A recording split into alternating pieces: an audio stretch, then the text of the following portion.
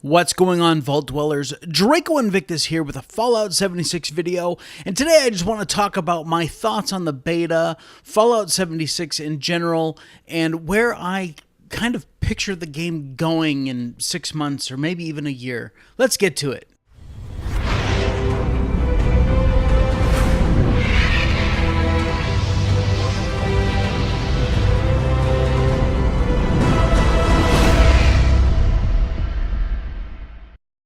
All right, Vault Dwellers. So I have had, 20 plus hours playing the beta.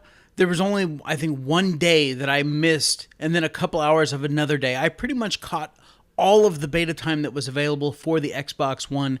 And so I just wanted to kind of throw my thoughts into the ring here, talk about some of the pros and the cons of the game, because no, the game certainly isn't perfect. I am certainly no fanboy in that regard. But for me, it's worth playing. And so I want to talk about that. I want to talk about some of the things that I hope that I see fixed sooner rather than later.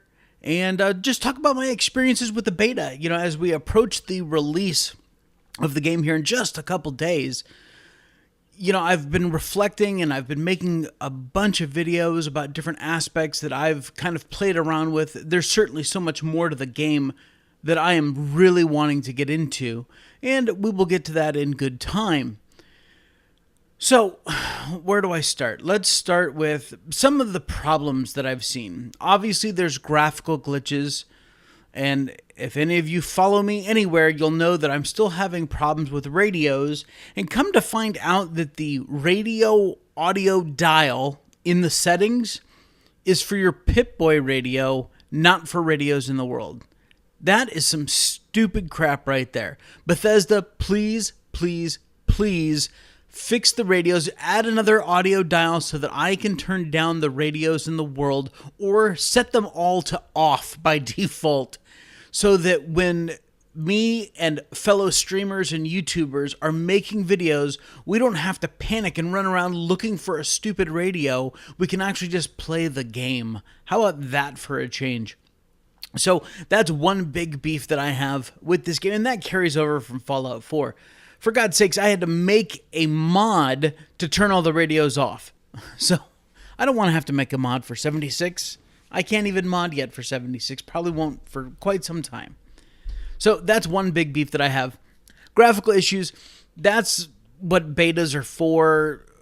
I imagine that we'll still see more of those. We'll still see some floating plants and stuff like that, because with a map this big, especially with landscape, little stuff is bound to be overlooked.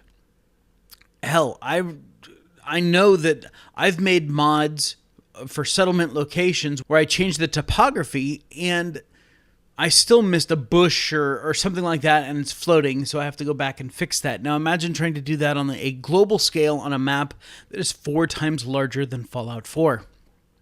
I get that stuff like that is going to happen, and I'm okay with that. That's bound to happen. Hopefully it all gets caught sooner rather than later.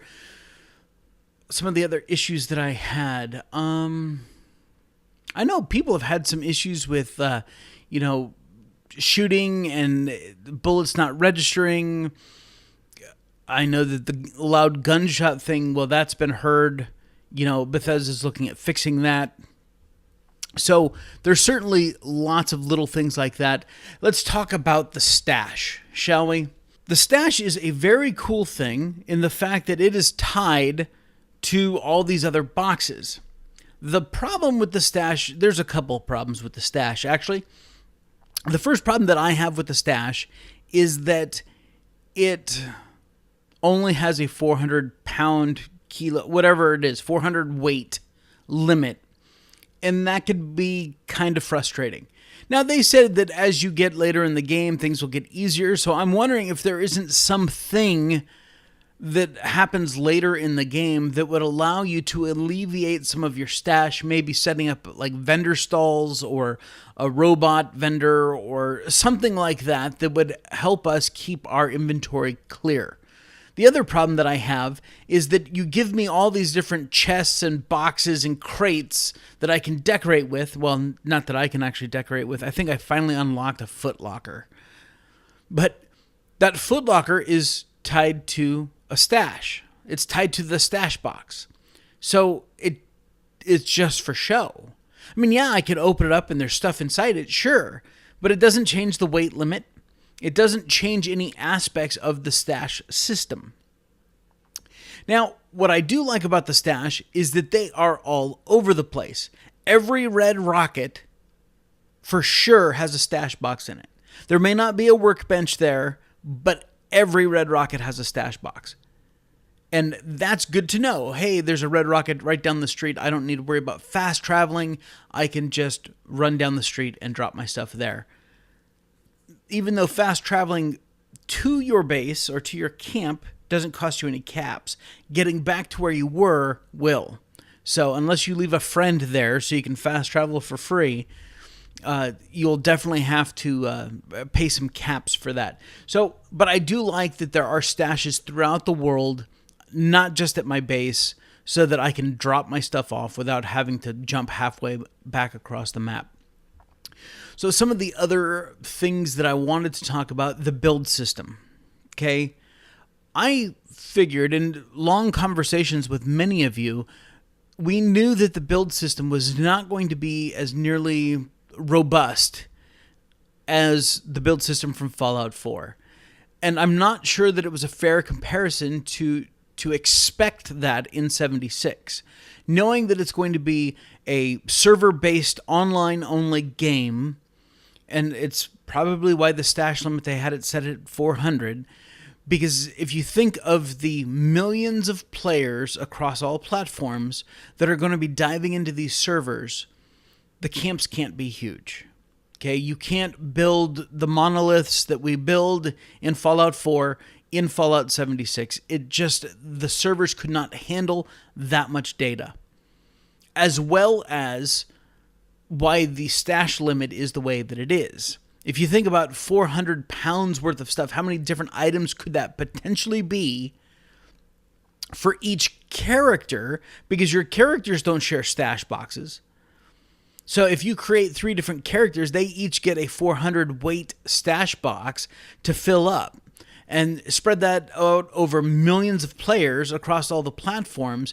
That's a lot more data having to be accessed at any given time on the servers. So I understand why the camp system has been not dumbed down, but it's kind of been refined and compressed down so that one single player isn't taxing the system too much. I get it. Because it's a lot to render. All the pixels and polys and all those things, I get it. So an interesting thing is that you can't build everything right out of the gate like you could in Fallout 4. Other than a few select items that might be found in picket fences or DLCs or something like that, you could pretty much build anything in the base game. Even though we were limited in selection, everything was wide open. You could build the metal walls, the wood walls, all the floors, all that stuff. I like having to go out and find plans. I like that idea that you have to explore to build your base. You can't just sit down and build everything you want right then and there. I like it. It plays to that whole role-playing aspect of you're not going to know everything about building right out of the gate, but you could go out and learn that information through the plans. So I love that. What I don't like is how restrictive they got with stairs, pillars, not even the pillar glitch, but the fact that a pillar has to be snapped to something. I can't just set a pillar on the ground. That bothers me. I don't like how stairs have to snap to a floor. I don't like how upper floors have to snap to stairs. You know, if I have a wall there, I should be able to snap a floor to it, like in Fallout 4. I understand that they're trying to keep all the glitchy stuff, I'm doing the air quotes there, trying to keep all the glitchy stuff to a minimum. Because when you start glitching on the server side, then you could be potentially causing other problems, rendering issues and stuff like that. So I understand why they did it. I just wish that they hadn't swung so far the other way that they've really locked us down to building wooden boxes or building metal boxes. They're not leaving us a lot of room for creativity. and I'm going to try and get as creative as I can. I've only played with the camp system a little bit, probably spent maybe 5 hours total throughout the entire beta playing with it, but it's definitely going to take some time to get used to, and I'm okay with that. So now, I know some of you are not buying this game at all. You have no interest in this game at all, and you know what? I get it. It's a multiplayer game, and you are a single-player person. And for those people, different category, potentially here, for those people that say that this is not a Fallout game, I would have to disagree with you there. This is based in the Fallout universe. There's Fallout lore all over the place. You're tripping over the damn lore. Minus the retcons, because Bethesda's famous for retconning their own games, so that's neither here nor there.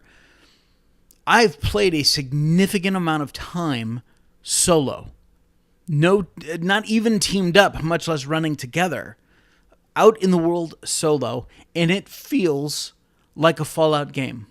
I don't miss the NPCs, because honestly, when you're out in the world of Fallout 4, how often did you actually run across another human that wasn't in a community anyway? So we spend most of the time out in the wilderness by ourselves. So those people that are complaining about, oh, there's no NPCs, at the end of the day, I don't think it really matters. At least to me, it doesn't really matter. It does not affect my gameplay at all. There are a ridiculous number of quests, so many so that I hadn't turned a bunch of them off, and Mark actually commented on a live stream. Mark Jackson said, could you please go into your Pip-Boy and turn off some of those quests? It's driving me crazy. So there are a lot of quests out there. There are, daily quests and events and all kinds of stuff going on. So there's plenty of stuff to do, plenty of stuff to explore. I have found a number of unmarked locations that are very, very much going to be part of the game at some point. Because and I will actually be doing a very short video about those. I found a set of doors, and it's like dome number 5. And you click on the door and it says not accessible. There's no keypad, there's no swipe, there's no nothing. It just says not accessible. I was like, oh, this is kind of weird.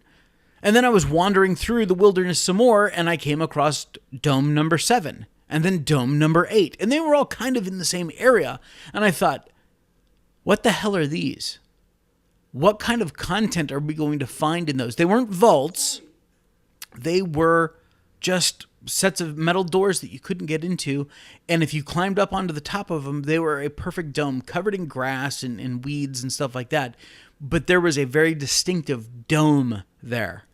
And so I'm very intrigued as to what those are going to be later on. They're obviously putting stuff into the game now, knowing what they're going to be doing with it in the future. And so that is very exciting to me. It shows some forethought, some planning on Bethesda's part, knowing that they're going to be releasing content down the road, and they want to tie that content in now as far as locations and stuff like that. So it's not like, hey, all of a sudden these domes just appeared in the world. They were already there. So I like that idea, and it gives me good hope that when they say that this server, the servers are going to be running forever, obviously we know not forever. No game is going to last forever. But it gives me great hope that the future of this game, they're already thinking about that. And that makes me happy. It's nice to know that the $120 that I've spent on the game so far isn't going to go to waste. So there's a lot more that I think I want to talk about, but this video is getting kind of long. I wanted to not make a 25-minute video of just me ranting about the game, and it's not ranting, some legitimate issues, and there are some great improvements that they've made. The Quick Boy, for one of them, is awesome. Love it. So overall, I really enjoyed the beta. As soon as the beta finished, I was like, damn it, now I have to wait a week before I play again. And that is one of the most frustrating parts, is because the beta was so limited in its time frame that I'm really, really craving more Fallout 76. That lets me know that I've made a good decision, because I've played games that I've beaten in 7 hours. or 10 hours or 15 hours. And this game I've played for over 20. I've started 2 different characters. And I really, really, really want to dive back into that world. And hey, I hope that you guys, at least some of you that are kind of interested, want to dive into that world too. Let me just wrap up by saying that on my Discord channel, I have team up channels for Fallout 76 Xbox, for PS4, and for PC. So if you guys join me on my Discord channel, there's a bunch of great, awesome, incredible people already on there. And if you're a PC player and you're looking to play with other people that aren't total strangers and you want to kind of get to know them a little bit first, then jump into my Discord, go over to the PC team ups, put your gamer tag in there, let everyone know who you are, have a conversation with these people. I have voice chat rooms set up so that you guys can team up, all jump into a voice chat room and just hang out and not worry about the voice chat that's in the game. So check out my Discord. If you're new to my channel, make sure to smash on that subscribe button and click the bell notification icon because I am going to be releasing a lot more Fallout 76 content and you're going to want to get notified when I do. And I have one last request, and then I'm going to get out of your hair. I'm going to let you move on to that next video to watch, Phoenix Embrace or Nacho Business, or I don't know who you're going to watch next. Maybe you'll catch one of my other videos. Maybe you're new and you subscribe and you're like, I'm going to go watch this guy's library. Good luck. That's a lot of videos. Anyway, if you like this video or just like me and like what I'm doing, could you please give this video a big thumbs up? It lets me know that I'm doing the right thing and I'm moving in the right direction. Until next time, Vault Dwellers, I want you to take care of yourselves out there. This is Draco Invictus saying this has been the greatest day of my life. See ya.